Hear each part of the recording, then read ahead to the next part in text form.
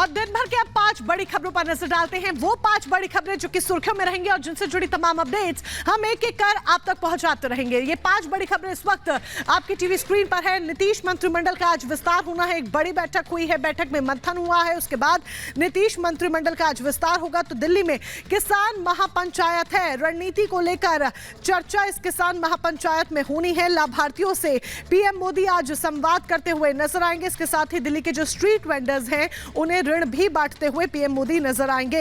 Election commission में नियुक्ति पर मंथन होना है। हो सकता है कि नामों का भी ऐलान आज कर दिया जाए। अयोध्या दौरे पर सीएम योगी आदित्यनाथ रहने वाले हैं। इससे पहले भी बीते दिनों हमने देखा था कि किस तरीके से सीएम योगी आदित्यनाथ अयोध्या पहुंचे थे और उसके बाद एक बार फिर से अयोध्या का दौरा। और शुरुआत करेंगे पहली बड़ी खबर के साथ। और पहली बड़ी खबर यह है कि निर्वाचन आयुक्तों की नियुक्ति पर आज मंथन होना है। प्रधानमंत्री नरेंद्र मोदी की अध्यक्षता में 2 निर्वाचन आयुक्तों की नियुक्ति पर यह मंथन होना है। 2 निर्वाचन आयुक्तों की नियुक्ति होनी है, उसको लेकर आज मंथन होना है। ये बड़ी जानकारी आपको दे दें।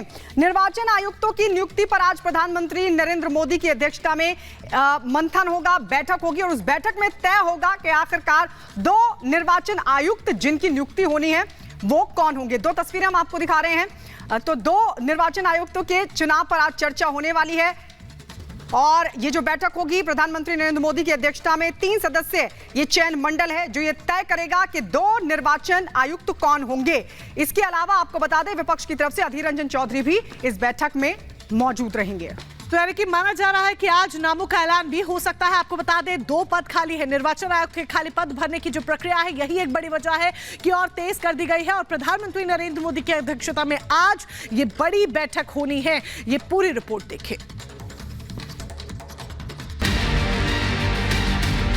प्रधानमंत्री की अध्यक्षता वाली उच्चाधिकार प्राप्त समिति नए निर्वाचन आयुक्तों के नाम को तय करने के लिए आज अहम बैठक करेगी। दोपहर 12 बजे पीएम मोदी की अध्यक्षता में 3 सदस्यीय चयन पैनल नए निर्वाचन आयुक्तों की नियुक्ति पर मंथन करेगा। दरअसल निर्वाचन आयुक्त अरुण गोयल के इस्तीफे और अनूप चंद्र पांडे की सेवानिवृत्ति के बाद रिक्त हुए निर्वाचन आयुक्तों के 2 पदों को भरने की प्रक्रिया अब तेज हो चुकी है। निर्वाचन आयुक्त के चयन और नियुक्ति प्रक्रिया की एक निश्चित परिपाटी बनाए जाने को संसद से मिली मंजूरी के बाद पहली बार उसके तहत संयोगवश 1 नहीं बल्कि संभवतः 2 निर्वाचन आयुक्तों का चयन होगा। प्रधानमंत्री की अध्यक्षता वाली एक चयन समिति जिसमें एक केंद्रीय मंत्री और लोकसभा में कांग्रेस के नेता अधीर रंजन चौधरी शामिल होंगे, चुनाव आयुक्त के रूप में नियुक्ति के लिए 2 व्यक्तियों का नाम तय करेगी।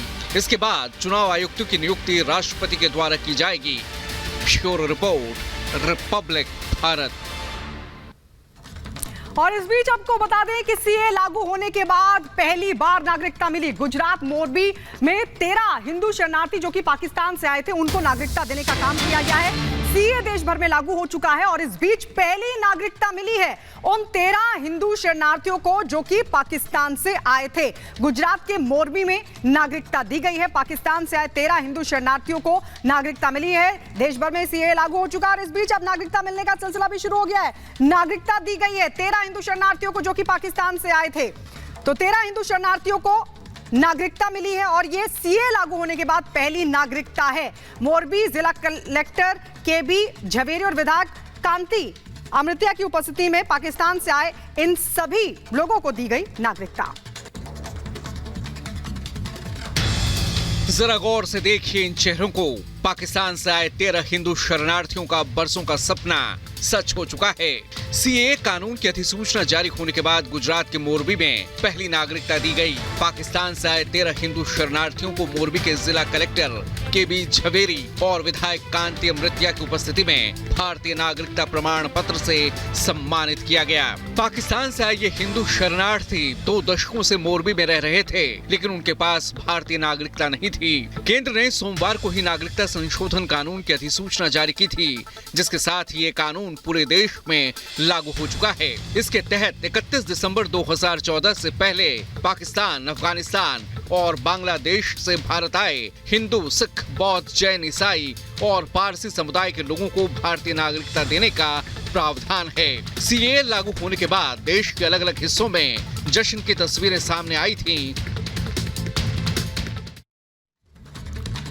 तो देश में सीए लागू हो चुका है, लेकिन इसके बाद भी सियासत गरमाई हुई है। एक तरफ देश में जश्न का माहौल है, तो दूसरी तरफ विपक्ष लगातार सीए को लेकर विशेष समुदाय को बरगलाने में जुटा हुआ है। मोदी विरोधियों को सीए आने से अपना वोट बैंक खिसकने का डर है।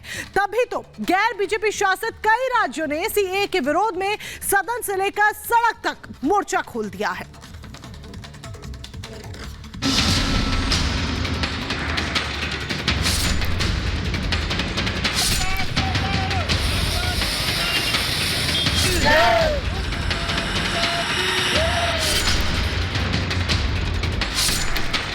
देश में सीए लागू होने के बाद जश्न और सियासत दोनों चरम पर है। बांग्लादेश, अफगानिस्तान समेत 5 देशों से आए गैर मुस्लिम शरणार्थियों में उत्साह है, तो वहीं मोदी विरोधियों में हताशा और निराशा है। मोदी सरकार के इस फैसले से विपक्ष खासा नाराज है। असदुद्दीन ओवैसी, ममता बनर्जी, उमर अब्दुल्ला के बाद दिल्ली के सीएम अरविंद केजरीवाल भी कानून के विरोध में मैदान में उतर गए हैं। चुनाव से पहले शरणार्थियों को मिलने जा रही पहचान केजरीवाल को खटक रही है। राज्यों को तो हम लोगों नहीं रहेगा ना, इसके लिए डरने का बात कोई नहीं है, लेकिन जो हो रहा है अनएथिकल। भारत के तो ढेरों लोग बेघर हैं, लेकिन बीजेपी वाले पाकिस्तान से लोगों को लाके उन्हें भारत में बसाना चाहते हैं, उनको घर देना चाहते हैं, हमारे रोजगार उनके बच्चों को देना चाहते हैं, हमारे हक के घर उनमें पाकिस्तानियों को बसाना चाहते हैं।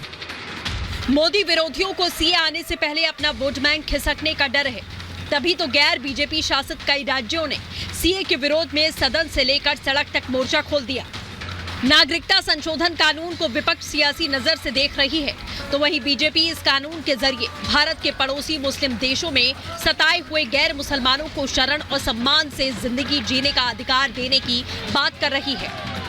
चाहे ममता बनर्जी हों, चाहे केजरीवाल हों, चाहे ओवैसी हों, सबके पेट में दर्द हो रहा है। सबकी दवा अलग अलग है, रोग भी अलग अलग है। जो लोग केजरीवाल कह रहे हैं पाकिस्तान के लोगों को नागरिकता दी जा रही है, पाकिस्तान के नहीं हैं, ये भारतवंशी हैं।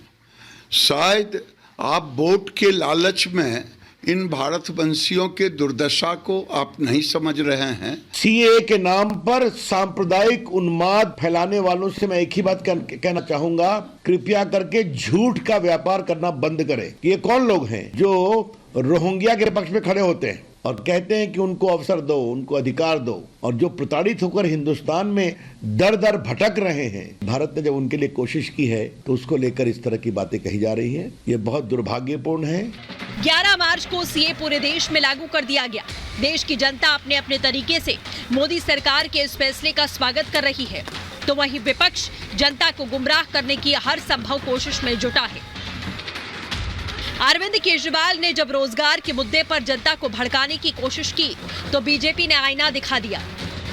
पंजाब के लोगों ने उनको 92 सीटें जिताई, पंजाब के सिखों ने उनको खूब वोटें डाली। अरविंद केजरीवाल जी की ये बड़ी ही घटिया किस्म की स्टेटमेंट है, उनकी बड़ी ही घटिया मानसिकता को दर्शाती है। ये कहना कि जो सिख पाकिस्तान से आए हैं, अफगानिस्तान से आए हैं, उनको नागरिकता नहीं मिलनी चाहिए, ये उनका एंटी सिख स्टैंड है। केजरीवाल हो या कांग्रेस सीए पर भ्रम पैदा करने का, झूठ फैलाने का कार्य कर रहे हैं। केजरीवाल साहब या और कांग्रेस के नेता, आपके मन में देश के अंदर जबरन गुस्से, रोहिंग्या के लिए तो प्रेम है और रोहिंग्या को आप गले लगा रहे हैं। वो भारत में कानून के मुताबिक आए, उसके लिए आपके मन